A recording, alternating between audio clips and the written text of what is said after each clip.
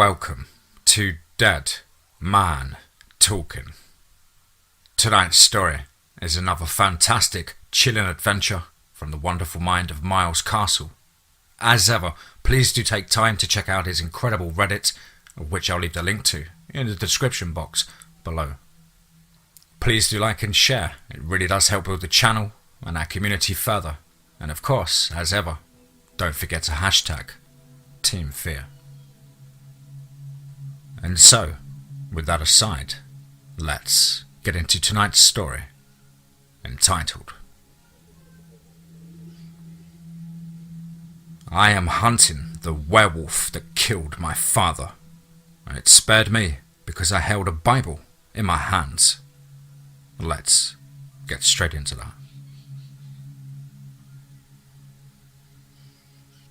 I had everything I needed. Pistol with silver bullets, silver blade, the only thing that could kill the beast. Sturdy pickup truck that could follow it through the mud if necessary.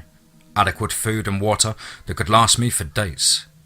I wanted to kill this thing so badly. I could feel the rage pumping through my veins, corrupting my blood and sending me into a near frenzy. It ripped my father in half right in front of me, remorselessly, with an apparent bloodlust that I am still trying to process. I lived alone with my father for a few years, taking care of him, helping him do basic things because he had become decrepit in the last several years. We lived in a small shack on the edge of nothing, a bleak and dense wilderness. He often told me stories of the wilderness, of those that went in and never came back out, or, if they did, they were forever changed. Many nights I would sit on the back porch, sipping a beer and staring out at a thick line of trees. My father and I would go hunting in those woods, but only so far. We always would see the cabin from our stomping grounds.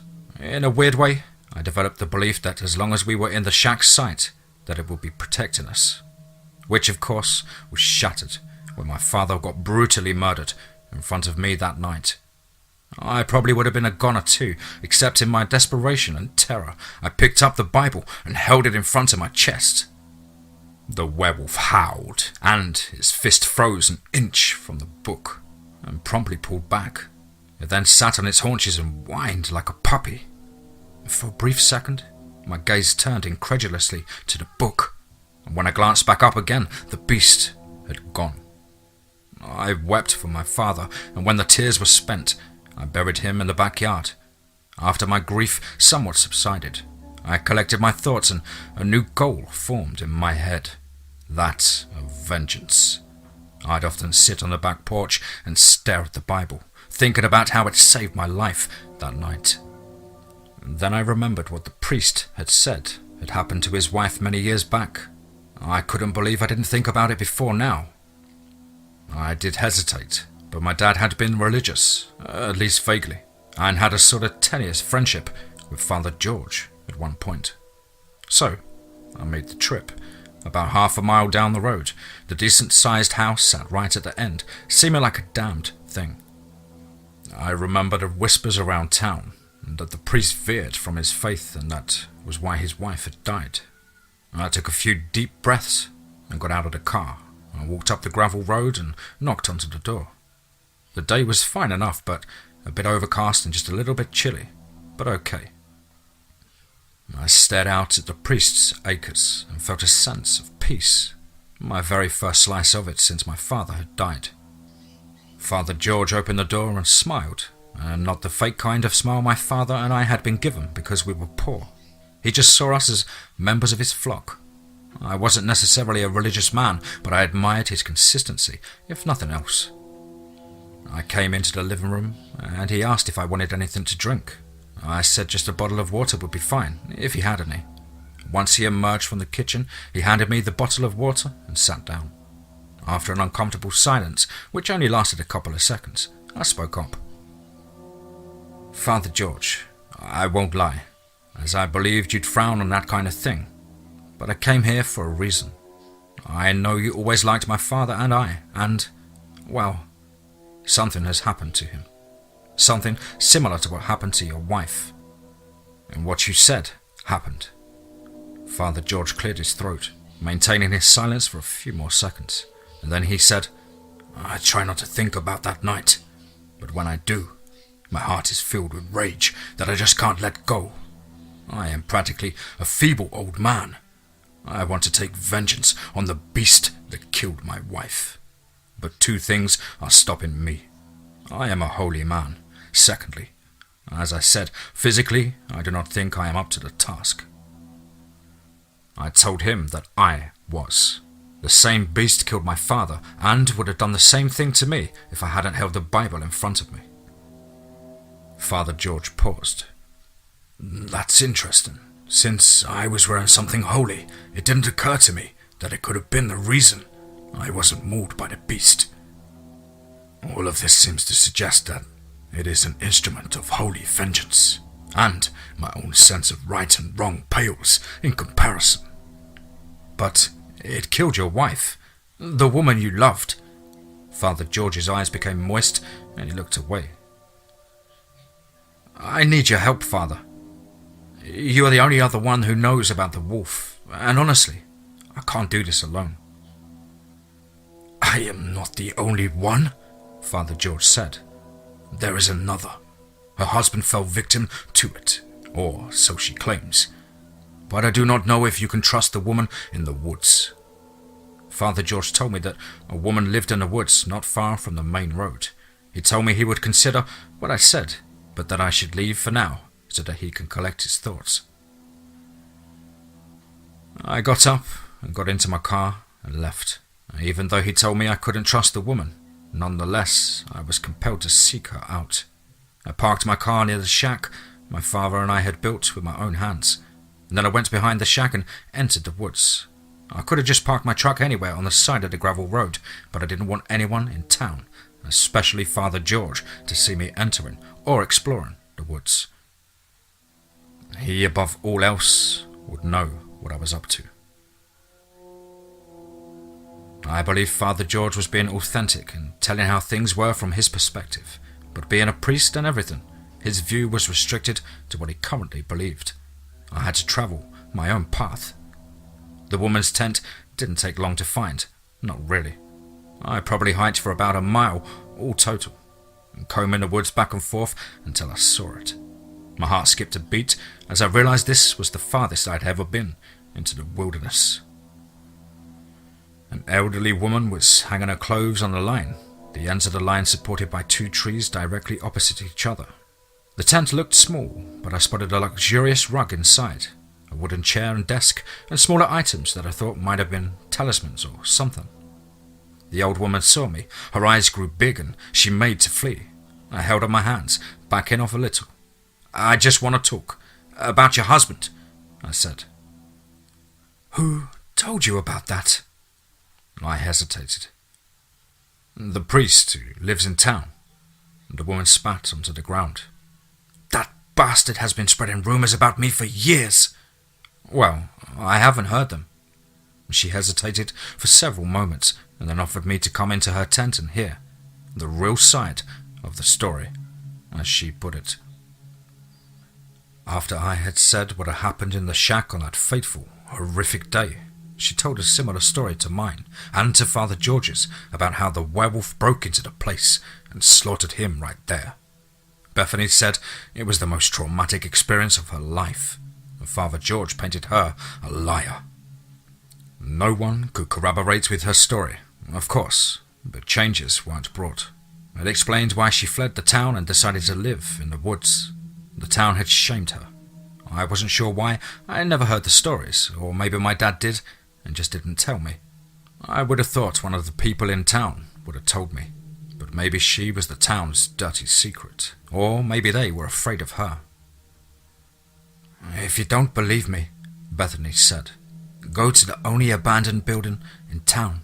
It used to be a dry cleaning service. I do not go inside the buildings anymore because the werewolf only kills inside buildings. It cannot kill you in front of anything you have built with your own two hands. But inside, it has domain. Father George has no doubt told you he thinks the beast is an instrument of holy vengeance, and I believe that's true. This is a weakness of it. however, and for the reasons that are unknown to me. Bethany said she wouldn't talk to me further until I had checked out the old stone.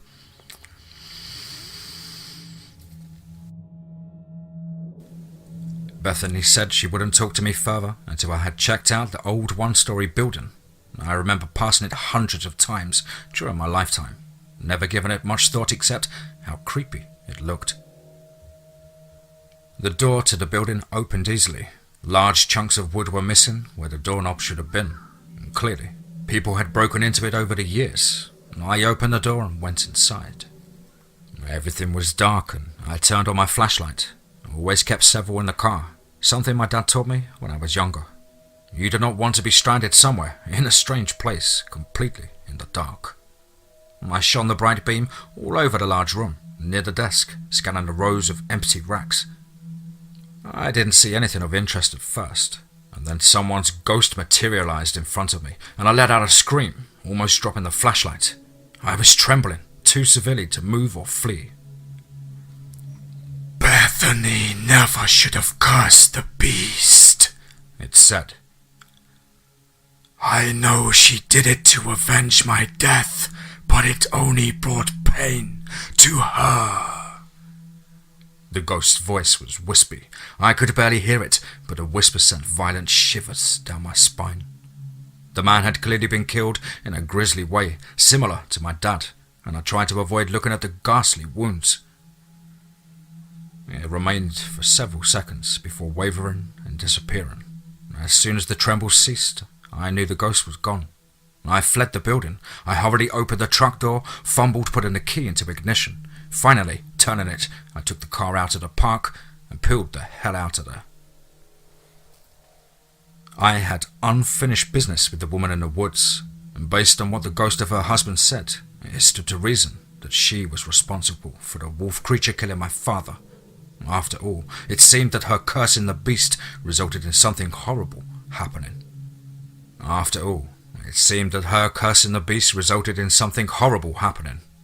The ghost disappeared before I could find out what.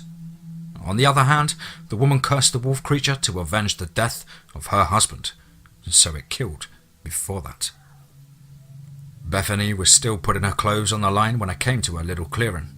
A pang of sympathy momentarily sliced through me. I was still angry at the prospect that she was responsible for the beast killing my father, but I didn't see it as deliberately murderous, more like blind fury. "I met your husband a little while ago," I said. "His ghost. He told me that you cursed the beast to take revenge." "My husband was a kind man, but only told you part of the story. And for some reason, I felt as if his ghost gave me the power to curse the beast to channel its killing urge to annihilating those that lack faith.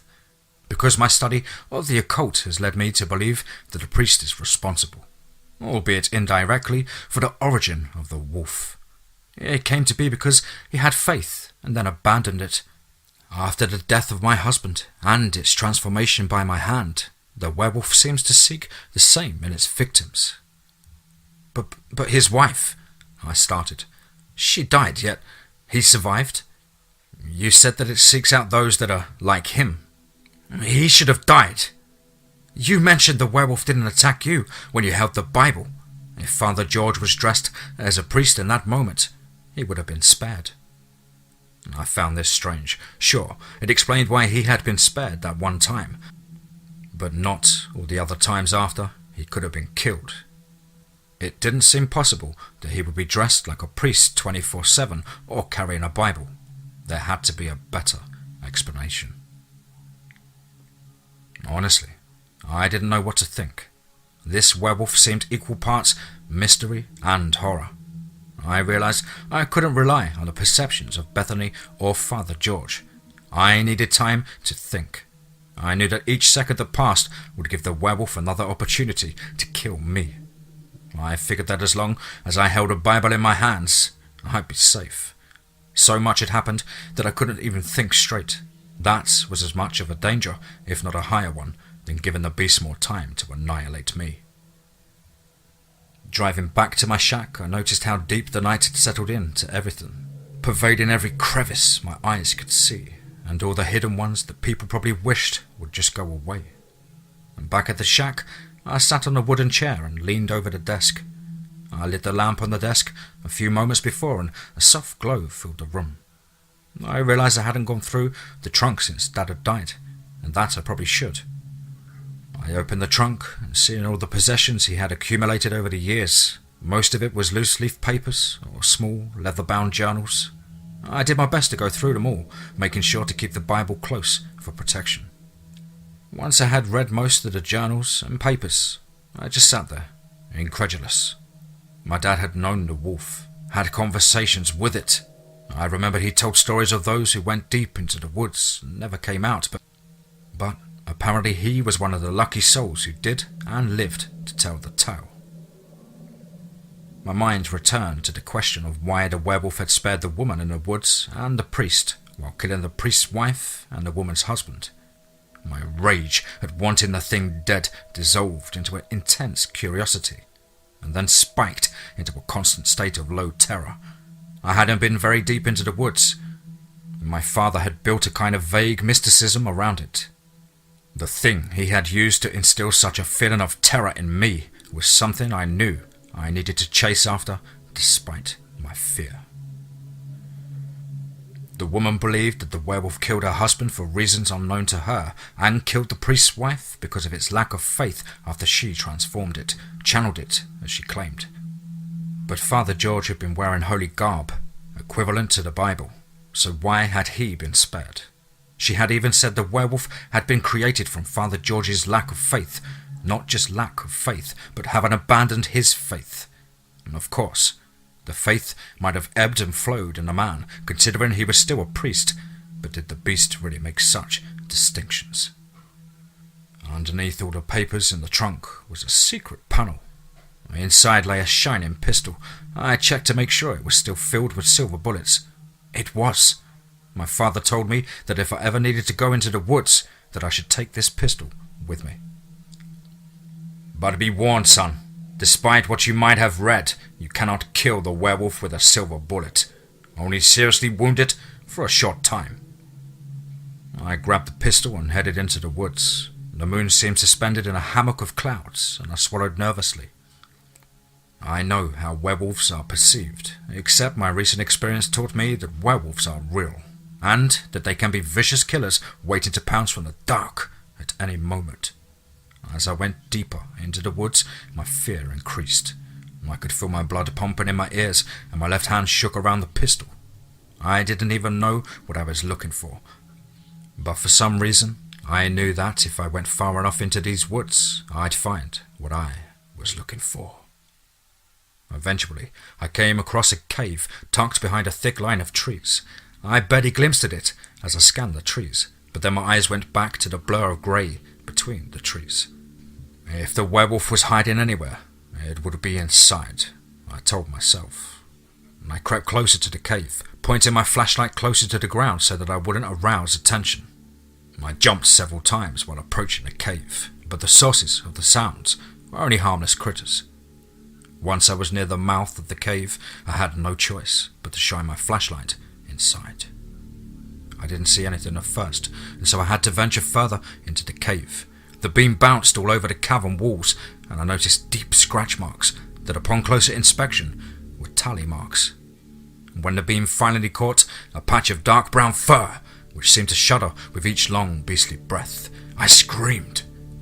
2 red eyes, sleepy and menacing, peered from the bubble of darkness. "You are your father's son. I know you," the werewolf said. "Stay back," I said. "Even though you savagely killed my father, I can't shoot you yet. It wouldn't even do any good because silver bullets can't kill you. I need to know, why did you kill my father? Father George's wife, the husband of the woman in the woods. The woman said that she cursed you to attack those lacking faith. Father George lacked faith, according to..." "That woman is a fool. She does not control me, although she thinks she does.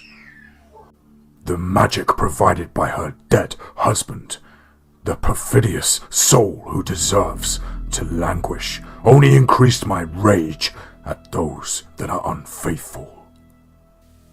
The pistol shook in my hands. I tried to keep the beam steady, but it kept bouncing on the cavern walls. Wait, are you saying you annihilate those that have been unfaithful to their partners? The werewolf nodded and bared its teeth. What about my father? My mum died long ago. Are you saying he was with another woman? Your mother isn't dead. She still lives, but 1,000 miles away. She thinks he is in the ground rotting, and you with him. He led a double life, and you in its shadow. And then the werewolf got to his legs, bared its teeth again, both red eyes radiating a murderous gleam. All of a sudden, the beast lunged. I fired the pistol, and 2 bullets landed in its chest, another in its right leg. It whimpered and fell to the ground. I emptied the remaining bullets into the beast as it spasmed and seemed to roll together before it went entirely still. I cautiously approached the motionless body. And then what happened next, I'm not quite sure. The werewolf stirred, growled, and its claws barely missed my foot. A billowy cloud of smoke filled the cavern, first deep and frightening black, and then becoming white and ghostly. My feet and arms were my own until several minutes later. The white cloud surrounding me dissipated, not slowly, but suddenly, and the ghost of Bethany's husband floated before me, looking as ghastly as ever. I remember my first posthumous visit to the werewolf. That horrid beast is filled with revelation, isn't he? I couldn't talk for several minutes. The terror needed time to loosen, and my mother was still alive. When I recovered my wits, it took me deeper into the woods, far enough from the cave that eventually I stopped looking over my shoulder.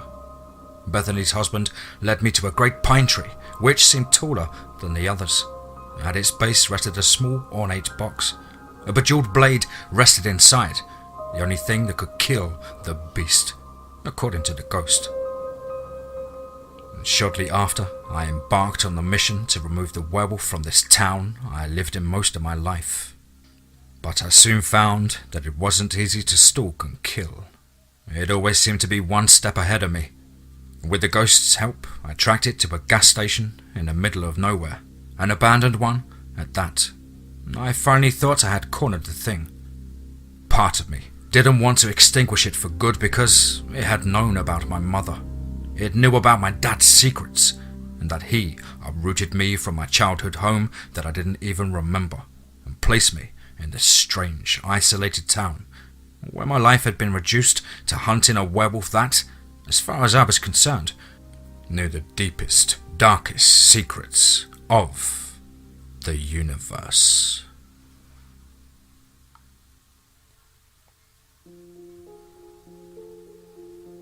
Wow. Absolutely wonderfully written there, once again, by the awesome MilesCastle. As ever, guys and girls, you know the drill. Please do take time to check out his incredible Reddit. I assure you can lose yourself for a good few hours. I'll leave the link to that in the description box below. And please do let us know what you thought down below in the comments box. Please do like and share. It really does help build the channel and our community further. And of course, as ever, don't forget to hashtag TeamFEAR.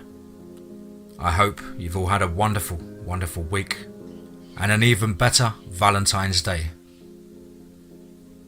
But above all, guys, remember, be safe, not sorry.